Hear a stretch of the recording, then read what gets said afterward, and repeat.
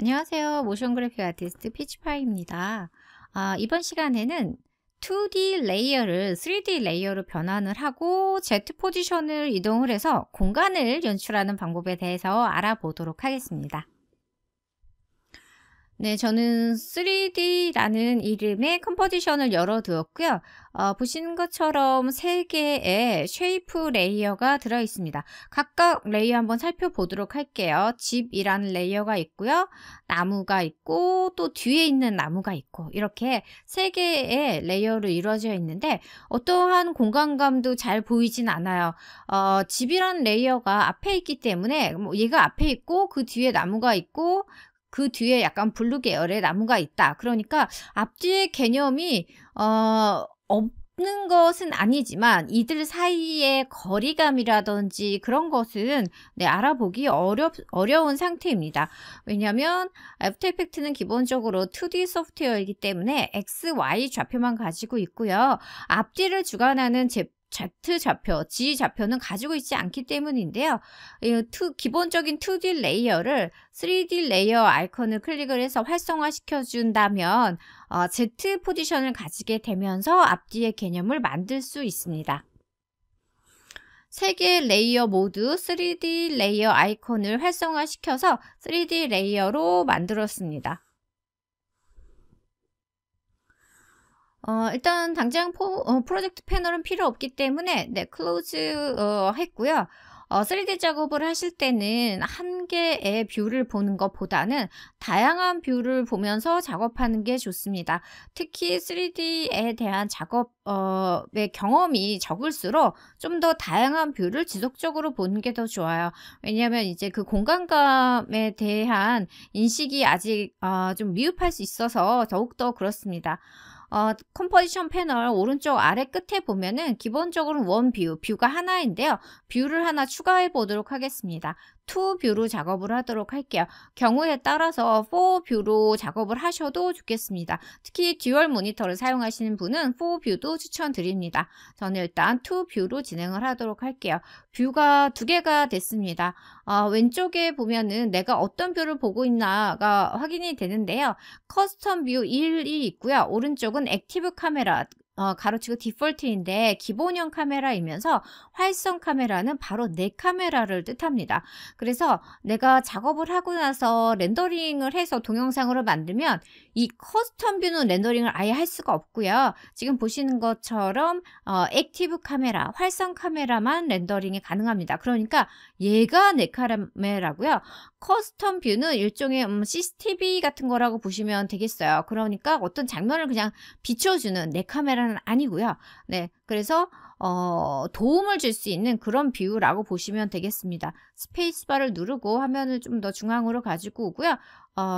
마우스 가운데에 휠 마우스를 움직여서 좀 더 잘 보이게 좀 크게 조절을 했습니다. 그래서 지금 뷰를 두 개로 보고 있는 상태예요. 이제 3개의 레이어의 좌표값을 좀 조절을 해보도록 하겠습니다. 타임라인 패널 선택하고요. 저는 다 선택이 레이어가 되어 있는데 모든 레이어 선택할 때는 컨트롤 A를 누르시면 되겠고요. 그리고 이번에는 P를 눌러서 포지션을 열어보도록 할게요. 화면을 좀 확대해서 보도록 하겠습니다. XY 좌표 중에서 Y 좌표는 동일하고요. 같은 그 그라운드 레벨을 유지하고 있기 때문에 Y 좌표 가 동일하고 지금 이 X좌표는 어차피 크게 이제 지금 고려하지 않으셔도 돼요. 똑같은 오브제가 아니기 때문에 화면의 거의 중앙쯤에 있다라고 보시면 되겠고 Z좌표, G 포지션을 보면은 기본값이 0으로 되어 있습니다. 그래서 3D 레이어로 처음에 변환을 하면 G 포지션은 모두 디폴트 값인 0으로 되어 있고요. 앞뒤의 개념을 이제 만들어 보도록 할게요. 집이 가장 앞으로 나오는 게 좋겠죠. 그래서 집 레이어가 이제 가장 앞으로, 그리고 나무 어떤 게 파란 걸까요? 네, 나무 1 초록색 순서를 나무 약간 블루 계열 나무를 좀 뒤로 보내보도록 할게요. 여기서 그냥 클릭하고 뭐 이런 식으로 움직여도 되고요. 이렇게 앞뒤로 이렇게 된다면 집이 제가 설명드렸던 대로 제일 앞으로 나오고 나무 뒤에 있는 게 플러스 값으로 해서 뒤로 보내고 이렇게 되는데 2D 레이어일 때는 어떻게 되냐면 가장 상위에 있는 레이어가 항상 앞으로 이제 나오게 되는데요. 3D 레이어로 변환을 하게 되면 이 레이어의 스택의 위치는 상관이 없습니다. 제가 컨트롤 G를 2번 눌러서 기본형으로 돌려놨어요. 집이라는 레이어가 지금 가장 앞에 노출이 되는데요. 제가 Z값을 뒤로 보내보도록 하겠습니다. 이렇게 되면은 얘가 Z 포지션이 뒤로 가 있기 때문에 컴포지션 패널에서 레이어가 가장 앞에 있다 하더라도 뒤에 노출되어 있는 거를 볼 수 있을 거예요. 그래서 제가 원래 했던 계획과는 다르게 좀 조절을 해보도록 할게요. 일단 2번 레이어에 마이너스 값으로 가져갑니다. 마이너스 값으로 가져간 이것도 또 좀 혼돈스러우실 수 있는데요. Z 포지션은 마이너스 값으로 했을 때 카메라 앞으로 다가옵니다. 그러니까 우리 눈에 더 가까워지고요. 플러스 값으로 했을 때 뒤로 물러갑니다. 카메라와 멀어져요. 그래서 수치적으로 한다면 이런 부분이 조금 혼돈이 되실 수는 있겠는데요.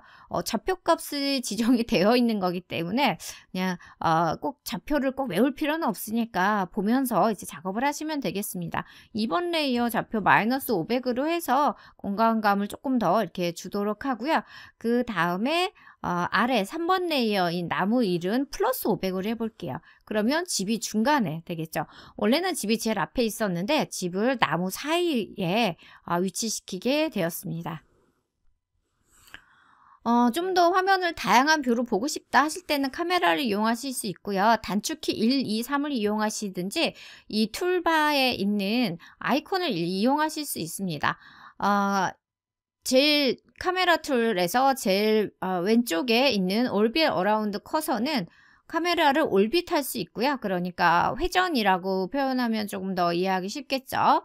그리고 두 번째, 펜 툴은 왼쪽, 오른쪽, 상하, 좌우로 움직일 수 있는 그런 카메라입니다. 세 번째는 덜리라는 건데요. 원래 기존에 이 툴의 이름은 줌이었어요. 줌하고 덜리에 대해서 명확하게 아시는 분들도 있지만 아마 대부분 모르실 거라고 생각을 하는데 실제적으로 덜리를 선택을 하면은 줌하고 되게 유사합니다. 그래서 왜 이거 줌하고 덜리하고 무슨 차이지 이렇게 생각하실 수 있겠는데요. 실제 카메라의 정확한 용어는 지금 상태에서는 덜리가 맞습니다. 왜냐하면 줌 같은 경우는 줌 렌즈를 이용을 해서 당겨보거나 밀어보거나 하는 게 줌이고요. 달리는 카메라가 앞으로 다가가는 거나 뒤로 물러섬으로 인해서 피사체와 가까워지거나 멀어지는 걸 뜻해요. 그래서 지금 현재에 저는 카메라를 움직이고 있는 거기 때문에 정확한 용어로는 덜리가 맞습니다. 이렇게 카메라를 움직이는 방법도 있고요.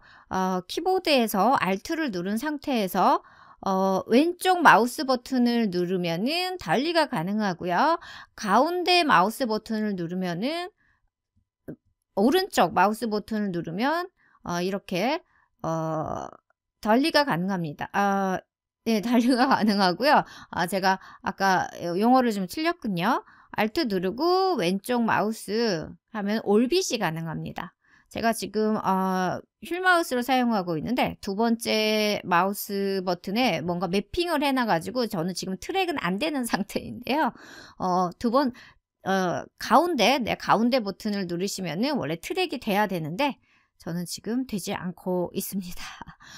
편하신 방법으로 마우스를 이용을 하셔서 이렇게 카메라 3개를 롤링 하실 수 있겠습니다. 사실 편한 거는 1, 2, 3 단축키가 저는 좀 편한 것 같아요. 그리고 마우스를 이용하는 것도 저는 편리합니다. 왜냐하면 저는 3D 툴을 사용하고 있고요. 3D 툴하고 동일한 마우스 무빙이라서 단축키라서 이게 또 좀 편리한 것 같아요.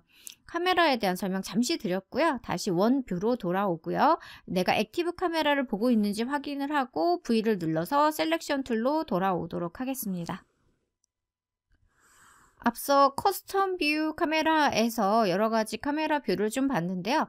당연히 액티브 카메라에서도 동일한 방식으로 카메라 무빙을 할 수 있습니다. 저는 키보드 2를 눌렀고요. 이렇게 올빗을 해봤습니다. 살짝 이렇게 공간감이 좀 잘 보이죠? 네, 이렇게 해보고요. 2를 눌러서 이동 도구를 통해서 원하는 위치로 살짝 제가 오른쪽으로 조금 움직여 볼게요. 이렇게 움직였고요. 그리고 키보드에서 3을 눌러서 돌리 도구를 선택한 다음에 살짝 줌인이나 줌아웃을 해봅니다. 해보면서 카메라를 좀 보시면 되겠고, 애프터 이펙트는 컴포지션 패널에 안에만 그림을 보여주고 이 아트보드를 벗어난 이 부분에는 그림을 보여주진 않는데요. 기본적으로 이게 조금 불편하기는 합니다.